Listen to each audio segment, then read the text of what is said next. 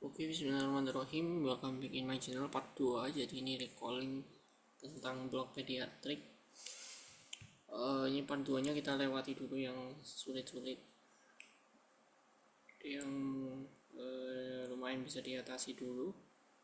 Nah, ini kuliah dari infeksi sistem syaraf. Nah, infeksi sistem syaraf sendiri itu ada banyak ya, dan juga sitomegalovirus. Nah, kalau dia itu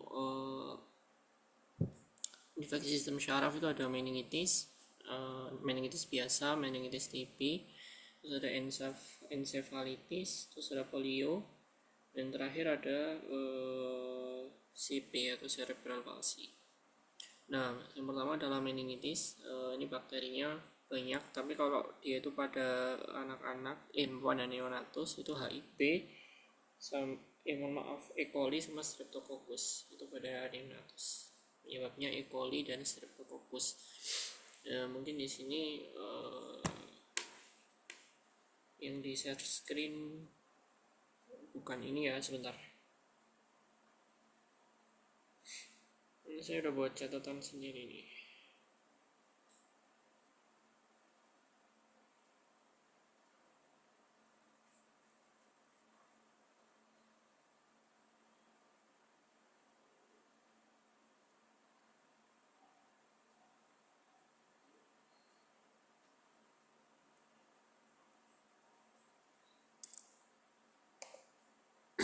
Intinya nanti meningitis sama encephalitis, bedanya kalau encephalitis ada penurunan kesadaran.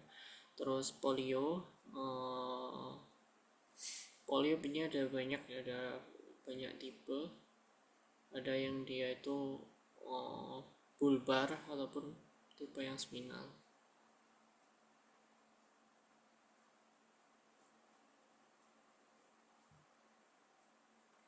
Ini ya, aku share. Nah, ini jadi meningitis etiologi yang neonatus itu khususnya Streptococcus B dan juga E. coli. Penunjang khasnya darahnya keruh, PMN, dan dia tuh sedikit neutrofilnya meningkat. Oke, glukosa dan lain itu normal LCS-nya. Terus obatnya apa ya? Etiologi dari penyakitnya kayak gitu.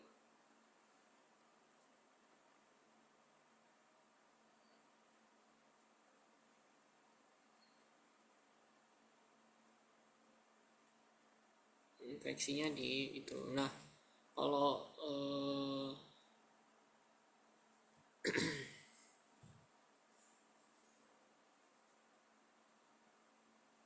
dan selanjutnya adalah ini khasnya adalah PMN.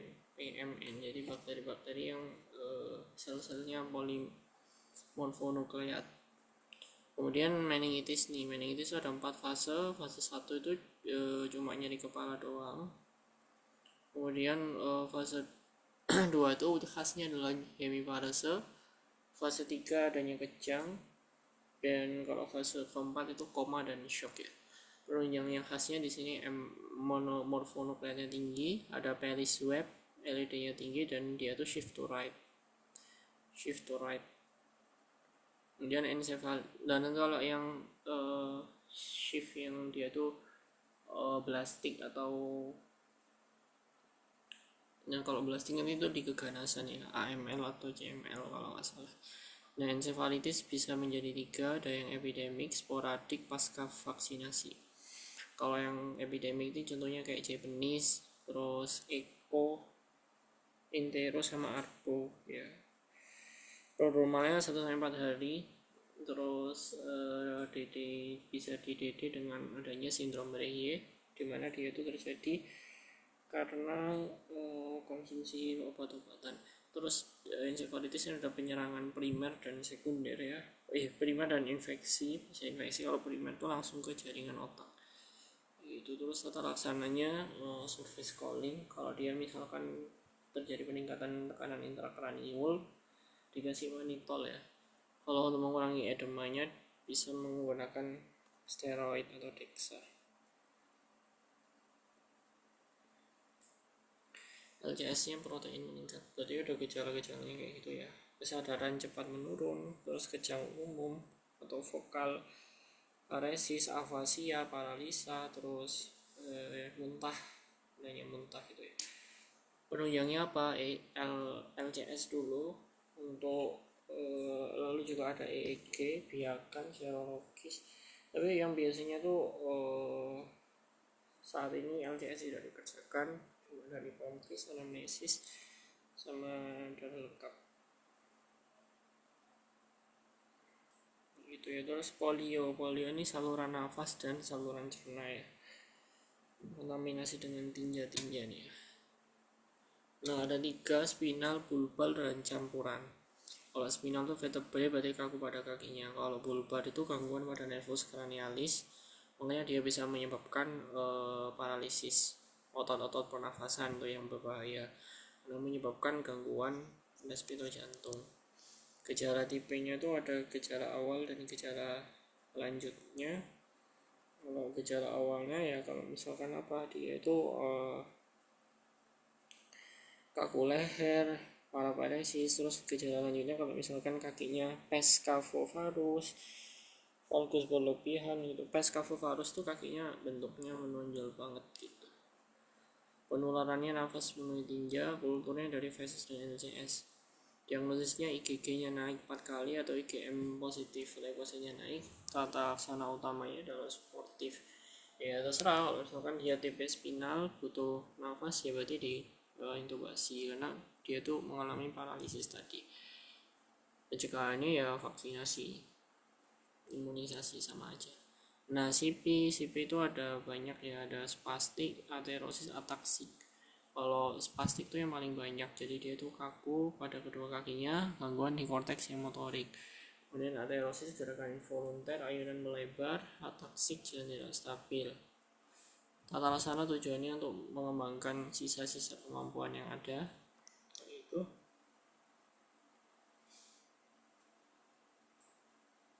Oh iya, tadi pada polio kapan dirawat inap, misalkan dia itu terjadi itu kesadarannya menurun, gangguan nafas, gangguan intake gitu.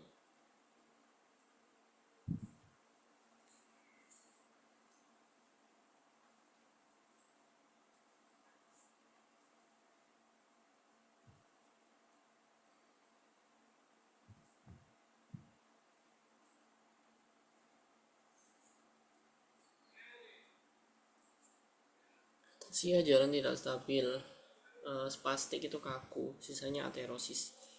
Oke, gitu aja ya. Terus nih, yang pertama kita coba ulang tapi kayak gini.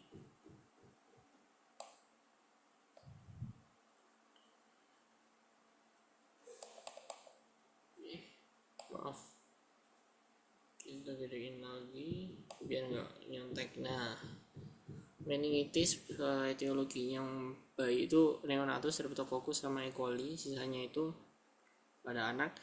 Penunjang khasnya LCS-nya biasanya keruh, PMN ya dia itu, terus ya khasnya PMN, terus neutrofilnya meningkat. Kemudian meningitis TB itu dia tuh ada 4 fase ya. Fase pertama itu penurunan kesadaran dan juga disertai dengan adanya yang kedua kan kejang, yang kedua hemiparese, yang ketiga kejang, yang pertama kayak nyeri kepala ringan kayak gitu. Terus yang keempat itu udah jatuh ke kondisi yang shock gitu ya, dia kondisi shock itu fase keempat. Penunjang LCS, glukosa, ya ada Pallis Web, jangan lupa LED, shift to right, jangan lupa ya ada Pallis Web. Encephalitis ciri khasnya dia tuh ke encephalon, dia tuh menurunkan kesadaran yang cepat. Etiopatologinya ini dibedakan menjadi ini, kebanyakan karena virus ya, ada yang epidemik, sporadik, sama pasca infeksi. Kalau sporadik itu arbo sama enterovirus. Kalau pasca imunisasi ya berarti pasca imunisasi campak kayak gitu. Jadi harus diedukasi gitu. Kalau guru saya bilang diedukasi, soalnya kalau misalkan divaksin terus emang bisa terjadi encephalitis, takutnya nyalahkan dari si vaksinnya kayak gitu. Masa prodromal 1-4 hari, DD yang khasnya tuh sindrom Mareye. Jadi sindrom Mareye itu karena kebanyakan asintaminopen ya. Untuk tata laksananya dia itu apa ini ensefalitis ya. Kalau TIK-nya meningkat dia dikasih mannitol 15 menit 0,5. Terus kalau misalkan dia itu mengurangi edema dikasih steroid atau dexa. Dosisnya berapa? Ini 0,5 juga. Dilanjut 0,1 selama 6 jam. Oke. Terus poliomavirus ini dia tuh masuknya melalui saluran nafas dan juga kontaminasi dengan tinja. Tipenya banyak, ada tipe poliospinal, poliobulbar ataupun spinobulbar. Tapi yang paling bahaya adalah yang ada bulbarnya karena bisa menyebabkan kelemahan nervus otot yang diinervasi oleh nervus cranialis. Contohnya kayak menyebabkan kelemahan paralisis di otot-otot jantung dan pernafasan, itu yang bahaya. Kalau yang tipe spinal itu cuma kaku karena dia itu dari vertebrae ya. Kemudian gejala awal, gejala lanjut. Ini nggak terlalu spesifik ya, bentar.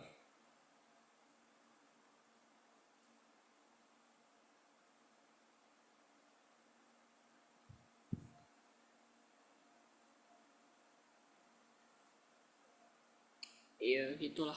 Terus penularannya melalui itu, terus di serologi IgG-nya naik 4 kali atau IgG bola-bolanya positif. Terus leukositnya meningkat, utamanya suportif ya. CP itu cerebral palsy, ada spastik, aterosis, ataksik. Yang paling banyak adalah tipe yang spastik. Kemudian ataksik itu tidak seimbang ya kalau jalan. Kalau aterosis dia itu yang gerakan involunter dan rotasi pada tangan yang dia itu berlebihan. Oke, kita lanjut ke selanjutnya. Di sini CMV. Kriteria CMV kongenital itu kalau dia ditemukan itunya di hapusan saliva sama darah kalau nggak salah.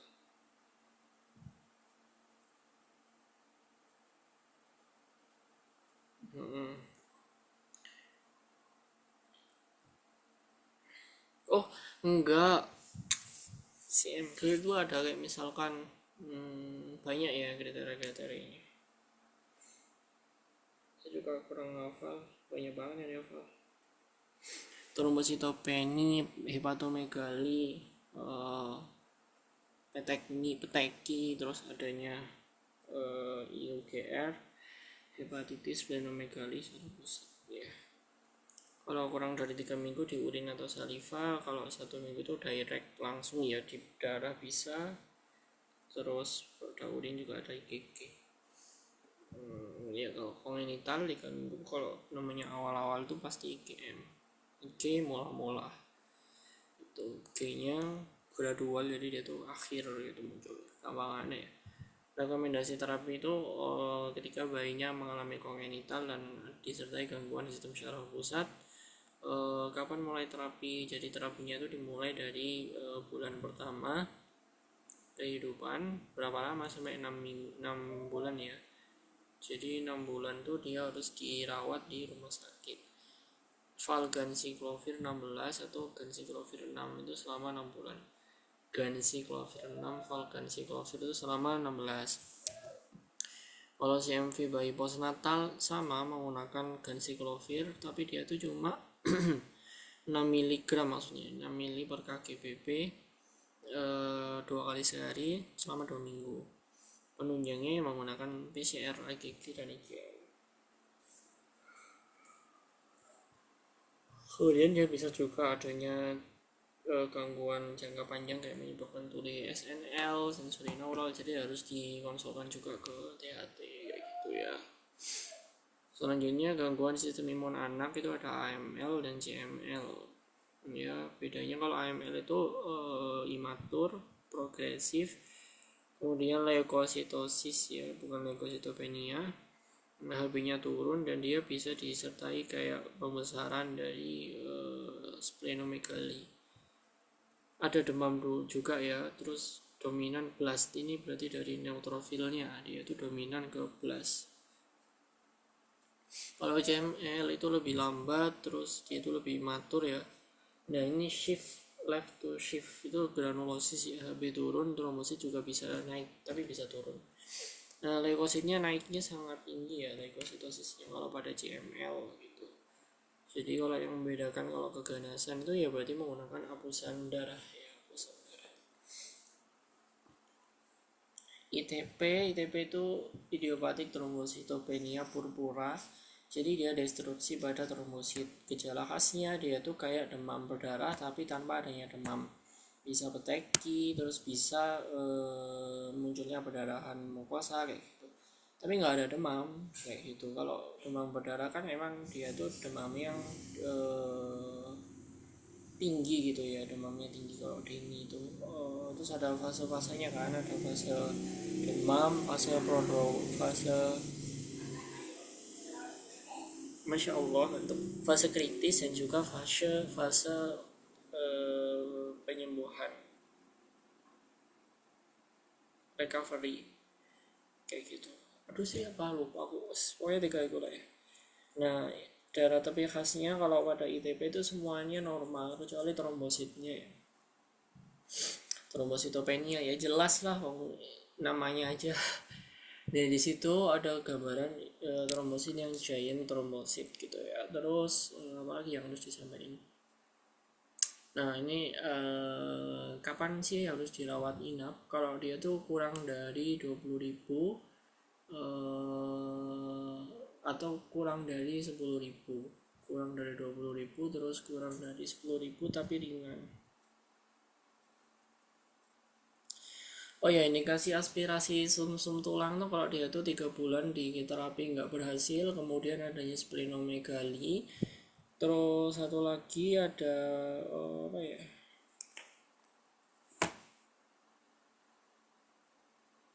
Sebentar ya.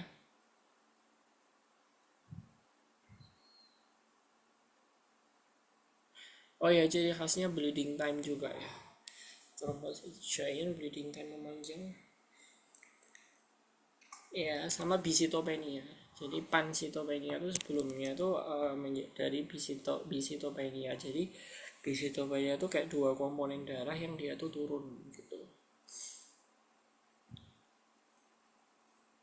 Oh iya, rawat inap, maaf. Rawat inap tuh TPU ya. Katanya pertama T trombosit kurang dari 20.000, P-nya perdarahan intrakranial dan juga perdarahan yang berat. Kemudian U usia kurang dari 3 tahun. TPU itu gampang-gampangan ya, jembatan ke ledainya. Indikasi steroid cuma ada 2, kalau kurang dari 20.000 tapi perdarahan berat atau kurang dari 10.000 tapi perdarahan ringan trombositnya. Itu harus menggunakan steroid ya, menggunakan apa ini,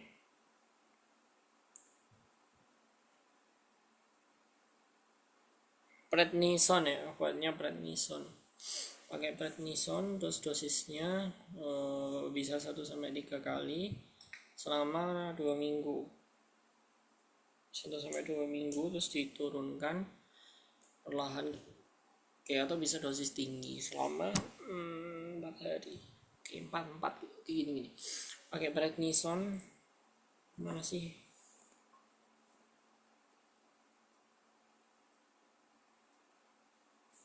Satu sampai 2 selama 1-2 minggu, lalu di tapering off, dipertahankan 30-50.000 trombositnya atau menggunakan dosis tinggi. Nah indikasi transfusi trombosit itu kalau dia itu terjadi perdarahan yang berulang kurang dari 20.000, kemudian perdarahan yang berat kayak epiktasi sampai pakai tampon, kemudian mau operasi kurang dari 150.000, terus kurang dari 50.000 jika ada perdarahan intrakranial kayak gitu. Hematuria itu juga termasuk berat ya, jadi kencing urin itu juga berat. Kemudian perdarahan di retina. IVIG dosisnya 0,8 sampai 1 miligram ya, 1 kali pemberian. Jadi diagnosisnya tetap kalau ada trombosit dilihat morfologi trombositnya ya. kayak gitu, sama aspirasi susun tulang. Kalau dia nggak normal berarti langsung ITP-in, jadi berarti trombosit purpura. Tuh ya, indikasi rawat inapnya tuh ada TPU, trombositnya kurang, perdarahan intrakranial, perdarahan yang berat, dan usia kurang dari 3 tahun. Indikasi steroid ada dua, kalau kurang dari 20.000 perdarahan mukosa, atau kurang dari 10.000 tapi perdarahan ringan. Maksudnya yang kurangnya adalah trombositnya ya. Kemudian menggunakan prednison 1-2 mg terus per kg/pp, terus diberikan 1-2 minggu, kemudian di follow up lagi. Trombositnya harus dipertahankan 30.000 sampai 50.000. Kemudian bisa menggunakan dosis tinggi 4 mili selama 4 hari. Terus kapan sih dia pulang? Nah kalau ITP pulang itu biasanya nggak perlu nunggu lama ya, dia tuh kalau misalkan trombositnya udah dapat perbaikan dikit aja, ya udah berarti dia meningkat gitu, meningkat pulang. Ini sama kayak ini loh, kriteria dari winning ya. Apa yang sudah tercapai tidak mungkin bertukar. Oke. Kalau winning itu berarti kenaikan BP. Nah ini kenaikan trombosit aja udah oke gitu. Si SLE lupus erythematus, gejala khasnya banyak ya, ada malares, discoid rash, terus apa namanya, perdarahan gusi, proteinuria, hematuria juga bisa ya. Kriteria diagnosis LS, LICC ini banyak ya kriterianya.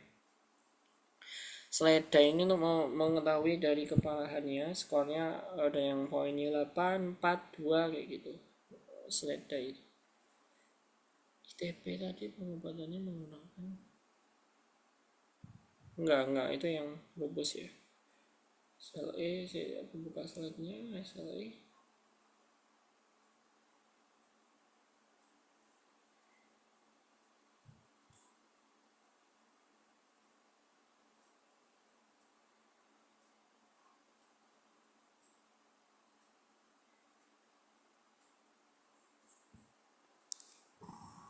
oh iya, kalau SLECC itu ada dua ya.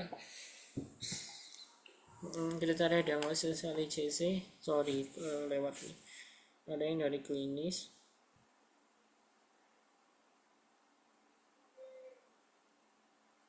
minimal ditemukan 4 ya.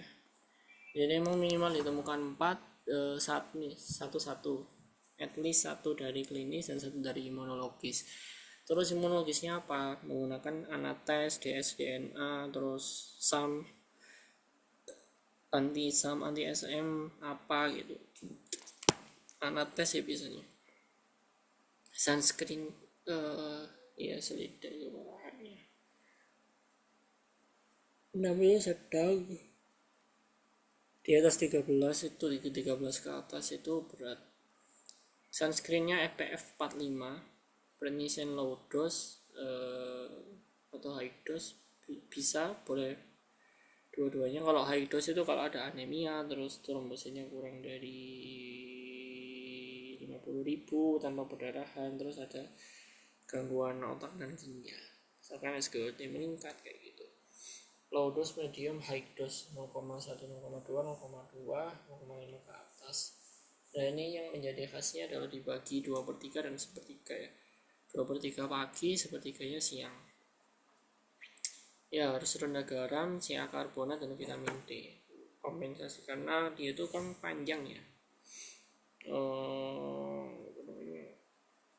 Minggu-minggu gitu loh ya.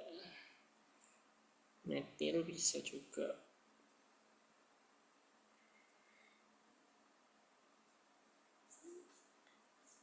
Vitamin D kalsiferol ya khasnya, kalsium karbonat 700 benar. SL ini sekali berapa ya?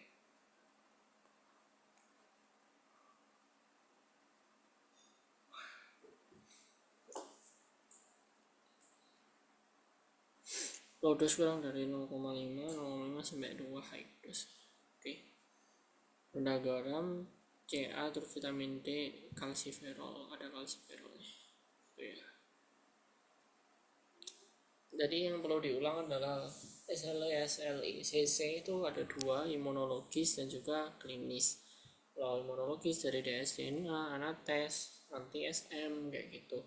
Kemudian kalau dari klinisnya dia tuh misalkan ada malar rash, discoid rash, terus synovitis, terus banyak lah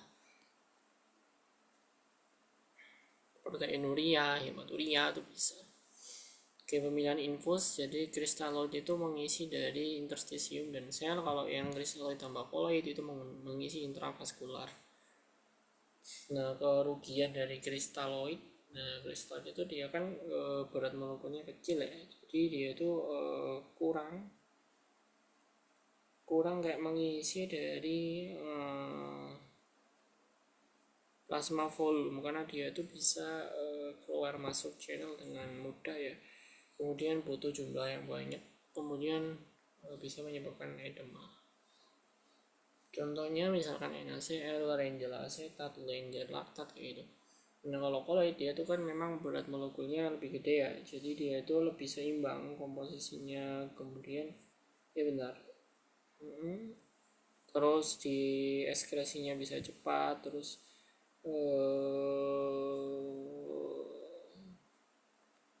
bisa menembus ke vaskular ya gitu. Target infus dari secara klinis itu dari urin outputnya lebih dari 1, kemudian JRT meningkat lebih dari kurang dari 2, menurun ya. Akalnya jadi yang tinggi juga diangat, habis itu pulsusnya normal. Hemodinamik ini dilihat dari hematokrit ya, yang enggak hemodinamik ini ya keseimbangan hemodinamik, MAP, CVC, kemudian saturasi sama kalium. Saturasi lebih dari 70, kemudian CVP itu lebih 8-12, MCP. Kemudian kalau dari biochemistry dari laktat sama anion sama-sama kurang dari laktatnya kurang dari 2 kayak gitu. Compensatory shock, jadi shock yang dia tuh terkompensasi gitu ya.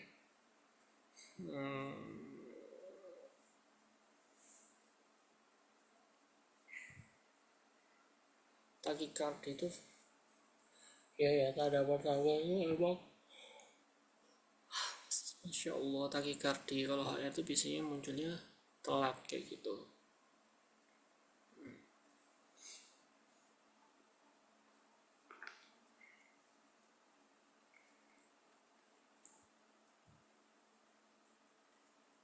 Oke gitu ya. Compensatory shock sebentar.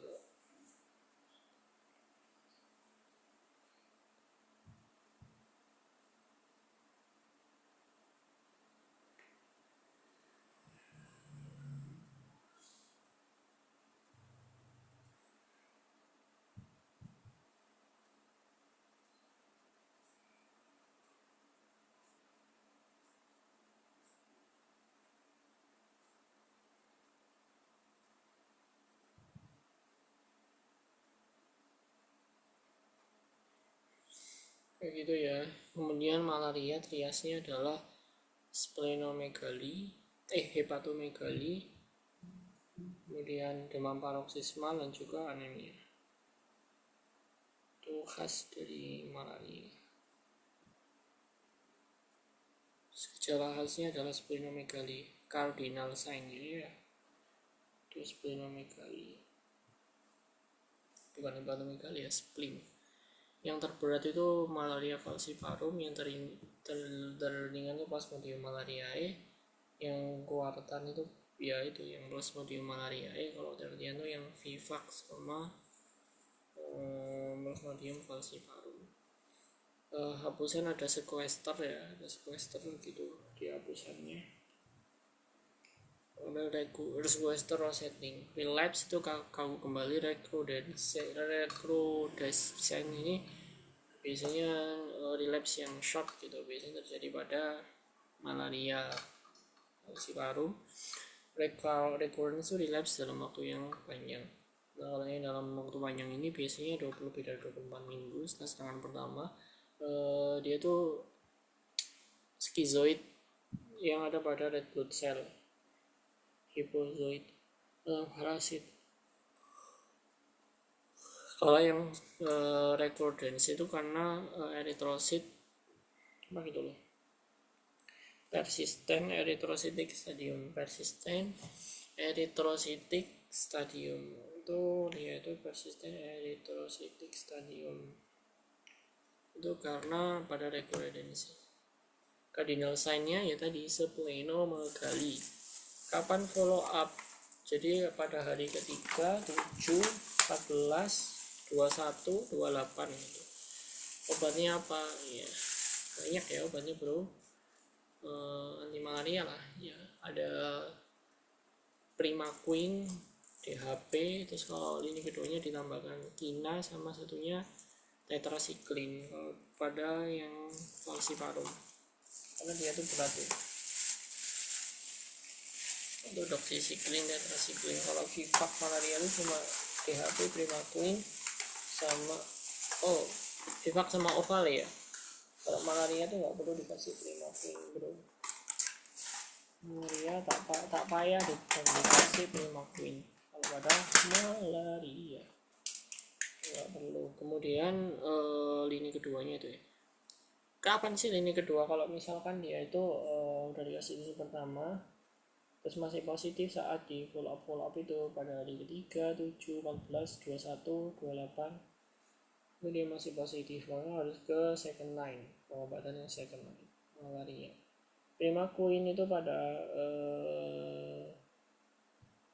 Vivax dan Oval itu diberikan 2 kali selama 14 hari. Terus nggak boleh untuk bayi ya, kurang dari 6 bulan nggak boleh. Kemudian itu kan doxycycline seminggu ya, ini keduanya.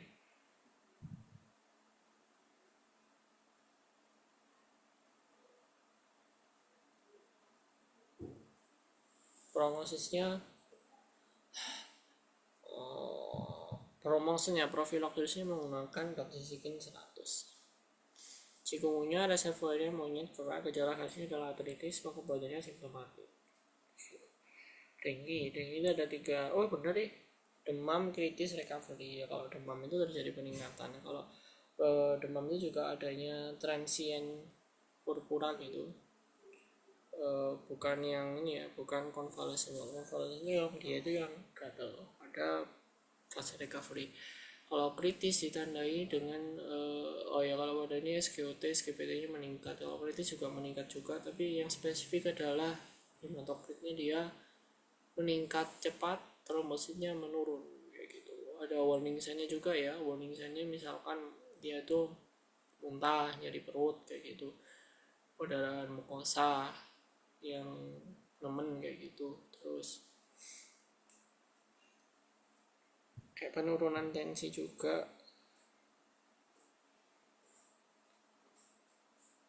Warning sign-nya juga itu. Hepatomegali juga, gelisah, nyeri, muntah yang terus menerus. Labnya tuh sama edema pelvic, ada acid test, jadi pada paru bisa. CCTV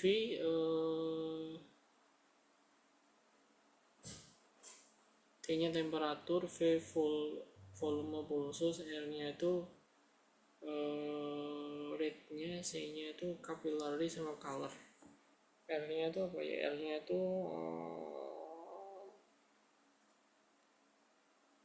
rate HR begitu. Diagnosis dengue ini menggunakan NS1. Jadi kalau primer tuh biasanya IgG-nya belum muncul ya. Kalau sekunder biasanya awal-awal IgG-nya udah tinggi. Kemudian NS1 itu cuma berlaku kurang dari 5 hari. Kemudian DSS kalau ada tanda-tanda shock, takikardi kayak gitu.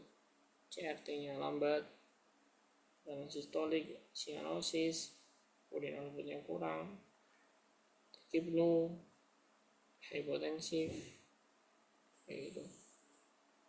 Oke, alur infus. Kalau DBD grade 1-2 itu NaCl bisa ditambah dextrose 20.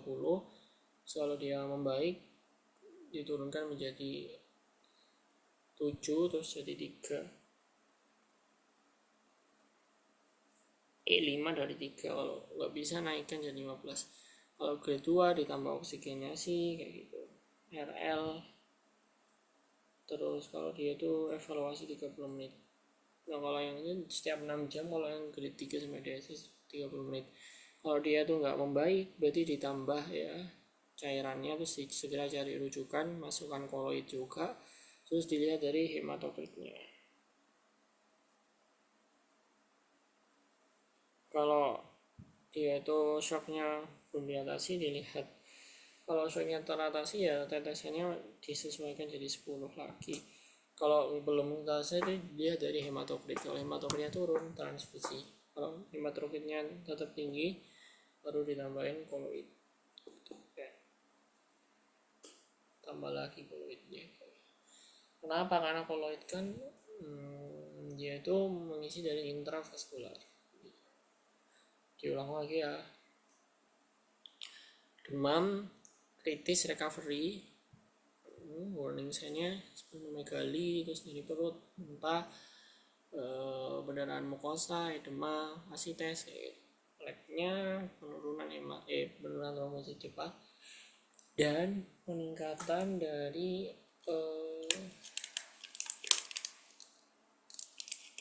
matamu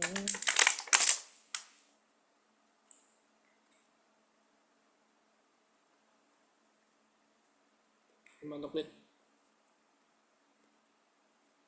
color, capillary, temperatur, volume pulse, rate pulse kuat. Dengue infeksi primer, kalau hemorrhagic berarti ada tanda-tanda hemorrhage ya, perdarahan mukosa. Kalau DSS itu ada tanda-tanda shock. Itu tadi 10 terus jadi 7 jadi 3, kalau membaik jadi 15 kristalloid. Kalau ini ditambah oksigenasi kristalloid, terus dilihat.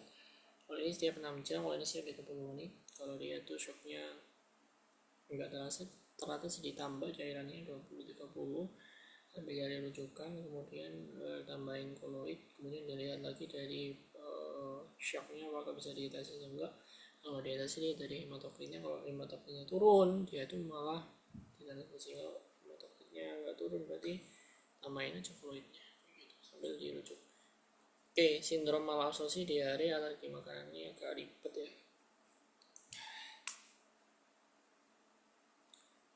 Oh apa, nggak ada yang nggak bisa. Laktosa berarti enzim laktase di fili halus-halusnya tidak ada gitu ya. Konsumsi lebih dari 2.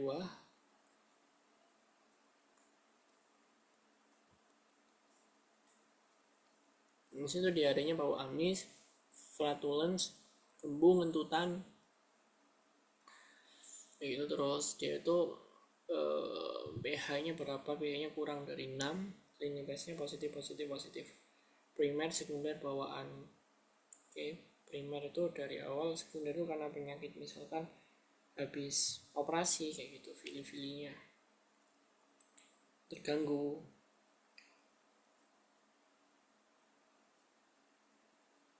Yang lebih nggak baik itu yang primer ya, genetik. Lactose intolerance stage, tata laksananya susu rendah laktosa. Lemak etiologi dasarnya 4, yaitu enzim lipasenya nggak ada, terus bile ductnya terganggu, terus feelingnya yang atrofi, ada gangguan lymphoid. Mikroskopisnya menggunakan ini aja apa, SU dan 2, terus storage fasesnya lampak berminyak gitu ya. Terus menggunakan fan, ada fan apa gitu misalnya. Diare makna berarti itu perubahan konsistensi dan peningkatan frekuensi lebih dari 3.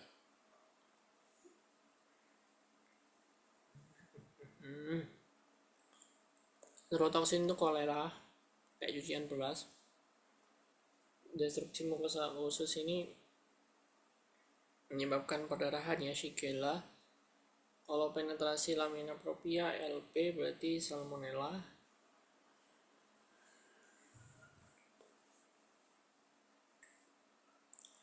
Kalau rusak mikrofili dia biasanya virus. Mau riskin itu untuk mengetahui keparahannya. Kalau yang di SLA tadi kan 6 sama 12. Nah kalau ini 2, 6, 12. Ringan, sedang, dan makin parah. Rumus oralitnya itu 100, 200, 300 1 tahun, 5 tahun, terus jadi 12. Bentar.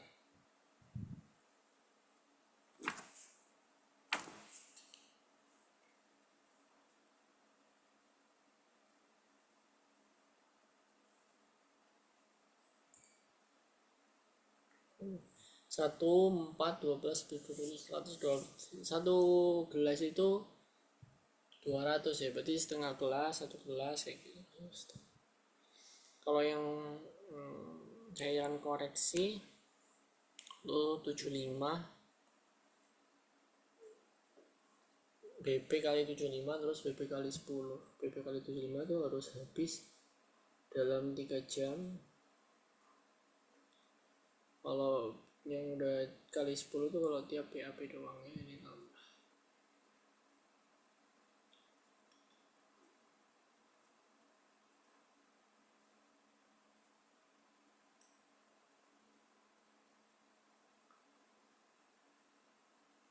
Oralitnya itu dari 300 dikali 2 600, 1200, 2400. Gila ya ini ya. Untuk kalau pakai oralit, jadi kalau dia itu udah yang apa sih, rehidrasi itu berikan sampai diarinya berhenti. 1,5 terus dikali 2 kan satu gelas cuma 200 ya, disesuaikan di 600 jadi 3 gelas 1216 gelas, kalau 2400 berarti 12 gelas. Wow, nggak enak gak sih, itu banyak. Infusi tadi berapa? 75 kali BP itu harus habis ya, itu dalam 3 jam, atau 10 itu dalam setiap BAP. RL 30 dan 70 ya. RL 30 itu harus ditambahkan di awal, terus 70 juga. RL 30 itu 30 menit, setengah jam. Kalau itu di separuh, dikali 2 aja. Pada anak-anak gitu ya. 30, 70, 30 itu 30 menit gitu lah ya. Kalau yang itu 2,5 jam, 70.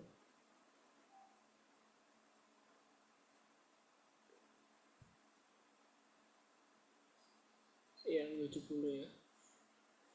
Diare kronis persisten, jadi persisten itu karena infeksi ya, lebih dari 2 minggu.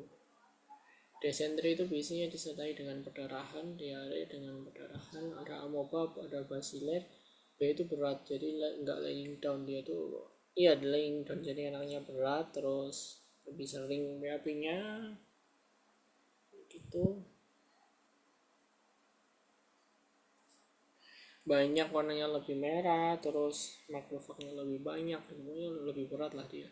Terus penyebab pengobatannya kok cuma kotri aja yang beda 40 mg 5 hari, terus semuanya itu 10 hari sampai 10 hari.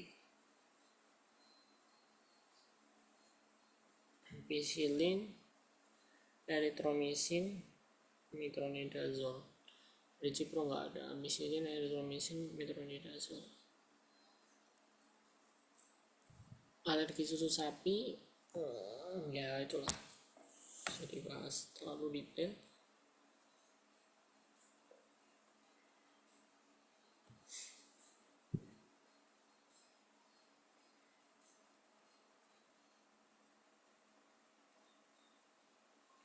Break test, interdermal test, spesifik, terus provokasi dan eliminasi, ya, terus di perantara IgE, TP1 kalau non IgE menggunakan G,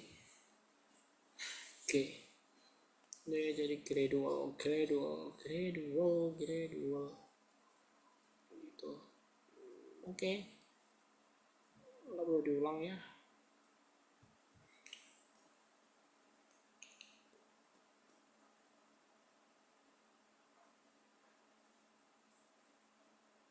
Ini dia rumus oralingnya tadi itu kalau tambah dehidrasi kan 100 200 300 400 1 tahun 4 tahun 5 1 5 12 lebih dari 12. Cairan koreksinya 75 sama 30 75 sama 10 ya. 5 kali BB itu dalam 3 jam harus habis. 10 kali BB itu sama anak dia deh. Kalau dengan dehidrasi lebih lama nih.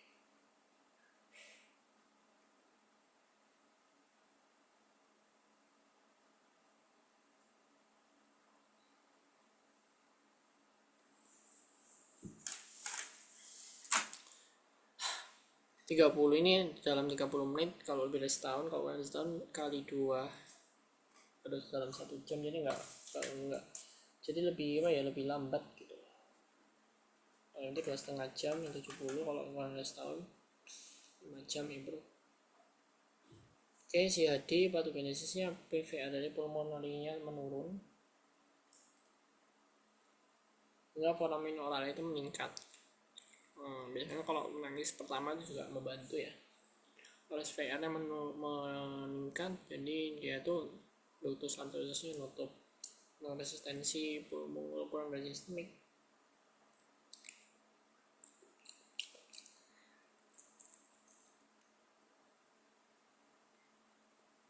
Sianotik dan asianotik.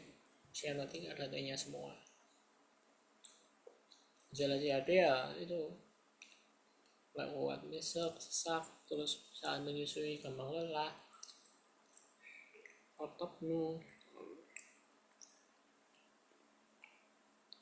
Gejala khasnya ya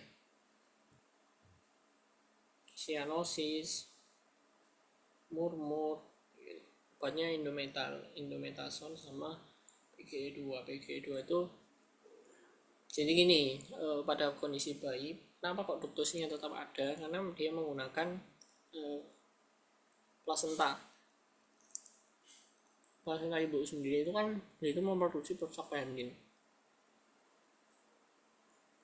Ketika terpotong maka asupan prostaglandin itu turun pada bayinya dan oksigennya meningkat. Jadi dengan mekanisme PVR tadi yang menurun, sistematik vaskular resistennya meningkat, resistensi ductusnya pada nutup juga. Foramen oval itu yang menyebabkan VSD.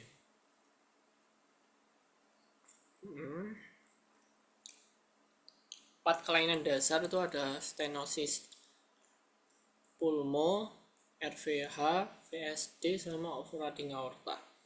Konsentrasinya boot shape gitu ya. Murmurnya adalah murmur end-systolic murmur. Hypoxic spell itu dia tuh sulit nafas. Yang pertama dia tuh menggunakan modifikasi posisi dulu ya. Jadi posisi kayak berlutut gitu loh. Dia kok berlutut. Bentar. Kenicas, sulfat, oksigen. Kasih sulfat ya nyeri banget bro. Coba bayangin aja. Menggunakan propanolol. VSD itu murmurnya pansistolik, grade-nya 36, di CS yang 3-4 di LLSP. CXL-nya ya berarti kardiomegali ya bro. Apex-nya ke bawah, terus peningkatan banyak marking dari paru ya karena terjadi VSD tadi. Kalau PDA gejala klinis memfis, kalau pas ini simptomatik ya tanpa gejala, biasanya cuma takipno, takikardi gitu. Mana yang duluan? Takikardi dulu. Kalau yang dia tuh yang berat, teman klinisnya murmurnya adalah murmur continuous murmur, karena pulsasinya terjadi perubahan, kemudian toleransinya terus ada tril, P2 memanjang. Tata laksana definitif PDA adalah apa ya, closure ya, Ideal closure indikasinya apa? Hemodinamik nggak stabil ya. PDA closure bisa interkateter menggunakan bedah. Ini beratnya harus lebih dari 6 ya.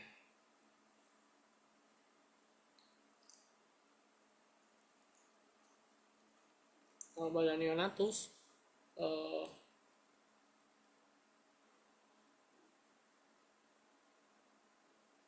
bentar.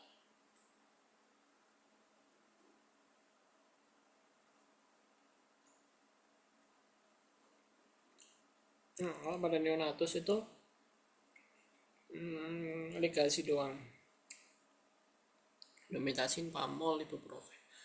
ASD gambarannya serba RRVH, RBBB, terus RAD, axis deviation. Ini PDA nih ya, kalau dia tuh shunt, PT shunt itu pada TOF ya. Kalau itu menggunakan PDA closure, jadi ductus arteriosusnya emang ditutup ya, ditutup. Transkateter kalau lebih dari 6 bisa juga bedah. Kalau yang itu, kalau yang stenosis pylorus tentunya pakai sulfas atropin. Oke, kuliah selanjutnya nih mau selesai nih, retardasi mental, etiologinya karena itu apa, sindrom alkohol fast tuh ya, kemampuan intelektual, adaptasi, sama dia tuh satunya apa ya, intelektual, adaptasi, fungsi adaptasi, satunya apa sih,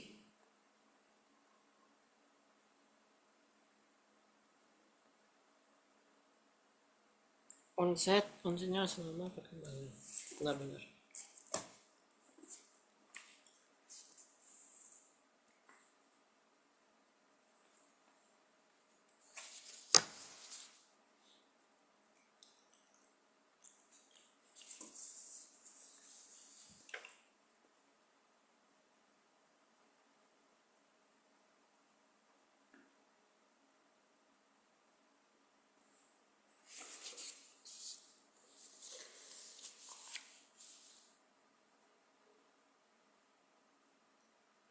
PDGJ itu tidak, kecerdasannya nggak mempengaruhi ya. Terus anak itu bisa memiliki satu aspek yang lebih tinggi, motoriknya dominan, terus verbalnya dominan bisa. Terus dia itu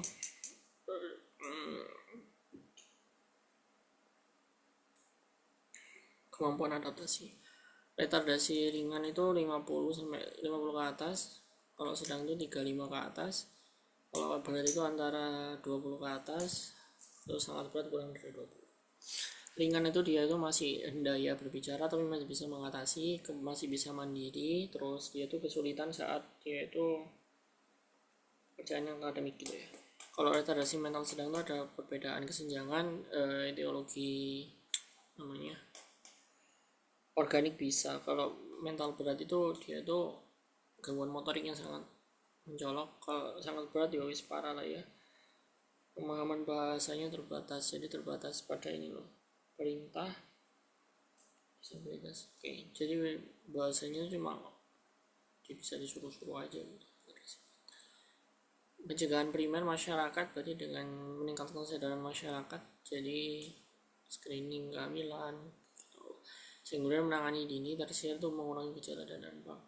Nah, kalau sekunder itu screening kromosom, intervensi perilaku kognitif. Perilaku itu biar bisa diterima masyarakat, kognitif itu memperbaiki persepsi yang keliru, dinamik itu menurunkan dari ego keluarganya, jadi sehingga mengurangi beban konfliknya pada keluarganya. Metilfedinat itu kalau dia emosi dan kognitifnya nggak seimbang, bisa dibagi. Gangguan berbicara khas artikulasi itu cuma penggunaan suaranya yang tidak mampu, tapi dia tuh kemampuan bahasanya oke masih bisa.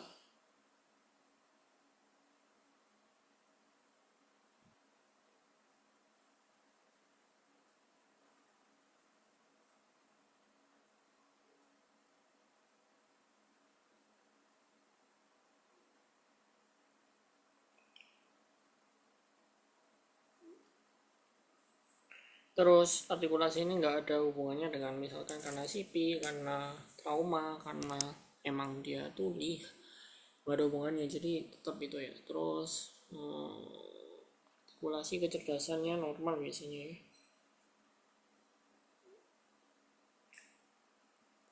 Terus ekspresif itu berarti nggak bisa mengekspresikan, berarti nggak ada kata yang bisa dibunyikan, habis itu kesulitan mengganti kata, sehingga dia tuh intinya nggak bisa menggunakan bahasa, jadi menggunakan bahasa nonverbal.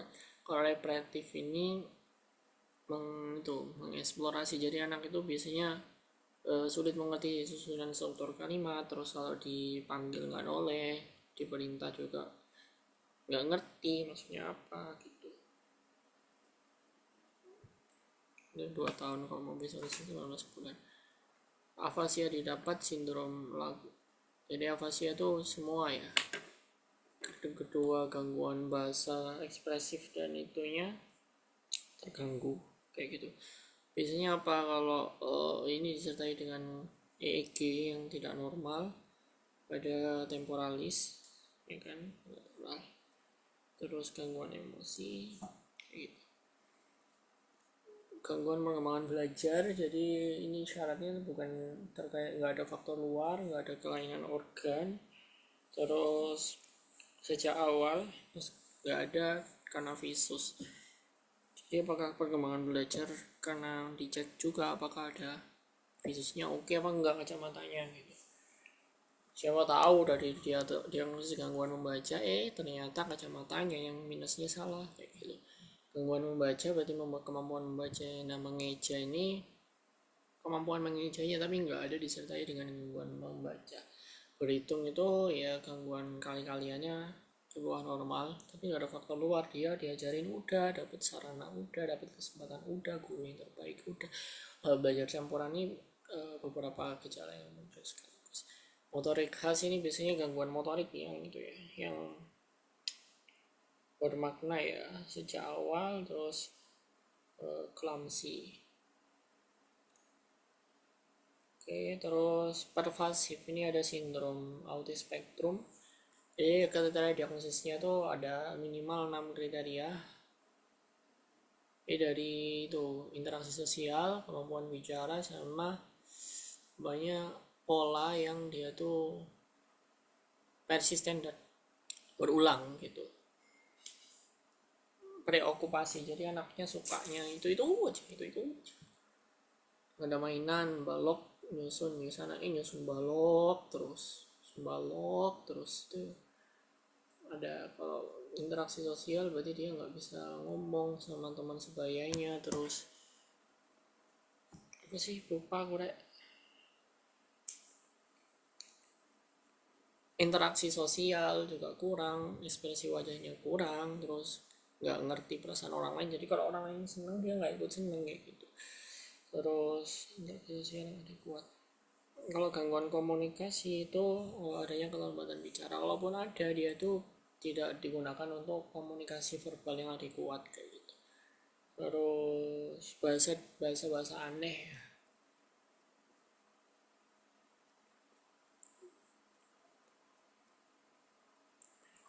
Terus preokupasi yang persisten ke mainan-mainan itu aja. Terus gerakan stereotipik, ada ritualisasi yang dia tuh nggak bertujuan kayak gitu.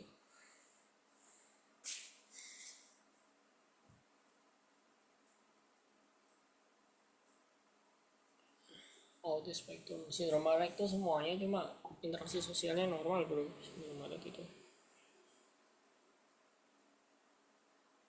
enggak, ada banyak perubahan bahasa, fleksi, hambatan, hiperventilasi, BAB, BAK terganggu tuh red. Kalau disintegratif itu awalnya tuh 2 tahun normal, terus tiba-tiba kehilangan. Asperger itu dia tuh bahasa kognitifnya normal, cuma yang lainnya stereotipik definisi gitu. Kayak Asperger itu bahasa dunia normal, nggak kayak autis. Ini sindrom Red itu khas. Kalau Disney Plus itu sebelumnya ada terus tiba-tiba hilang. Netflix 1 tahun, kayak lali coy. 1 tahun tuh nggak noleh, 12 nggak babbling, 12 nggak ada kata-kata apa, terus tuh nggak babbling, 1 tuh nggak noleh. ADHD minimal gejala udah menetap, gangguan tingkah laku 6 bulan dari atas, misalkan nakal, suka onar, terus kejam kepada binatang, gitu-gitu ya. Terbatas keluarga artinya dia tuh nakal kayak gitu, membangkang tuh. Terbatas keluarga berarti gitunya di keluarga doang. Kalau di lingkungan umum dia tuh normal ya, sering bohong, kalau tak berkelompok punya teman. Sikap menentang itu biasanya provokatif, terus tidak menuruti. Oke, lebih dari 6 bulan ya. Autis itu kurang dari 3 tahun.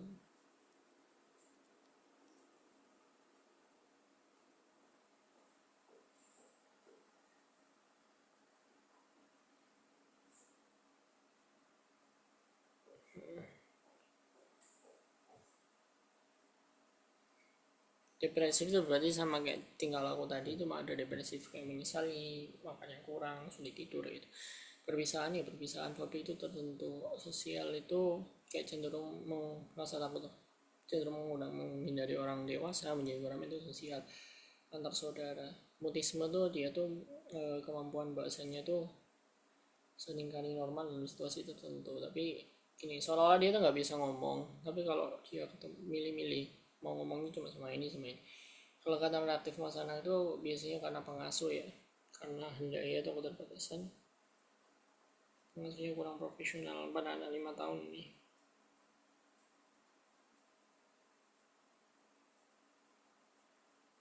Kemudian kalau kata tak terkendali itu dia itu misalkan sulit memenuhi hubungan kabur-kaburan, tik sementara kurang dari 12 bulan, motorik vokal campuran, itu ada gabungan antara motorik dan vokal kayak gitu. Biasanya letupan berulang-ulang, kecil sembarangan, alkoholis BAB sembarangan, gangguan makan masa bayi ini dia tuh lewat.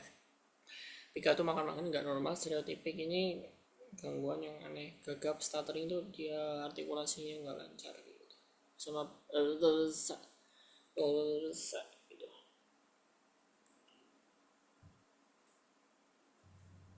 Pengulangan suara berpanjangan, dede. Kalau cluttering itu bicara yang cepat ya. Oke, 4 konsep ilmu etik itu ini terakhir ya.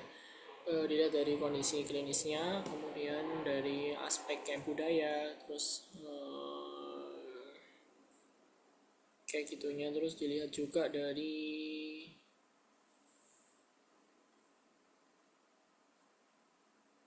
bentar ya sambil dilihat nih karena gua lupa ya.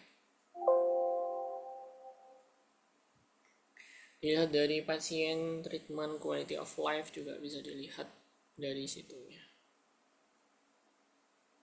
Kontekstual aspek perlindungan anak, oke. 45 itu anak harus dirawat sejak dalam kandungan. 45 itu nggak boleh aborsi. 45B menjauhi hal-hal yang mengganggu tumbuh kembang. 46 itu kondisi penyakit-penyakit berbahaya kayak HIV, TBC, polio. 47 itu tentang transplantasi organ.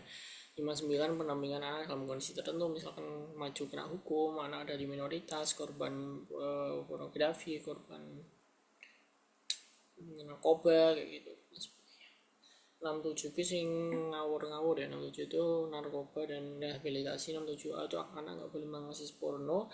67C itu dia itu HIV, bayi dengan HIV. 68 itu penculikan anak, dan 69 adalah kasus pelecehan seksual. Oke, demikian belajar kali ini untuk yang part 2. Nantikan selanjutnya part 3. Terima kasih.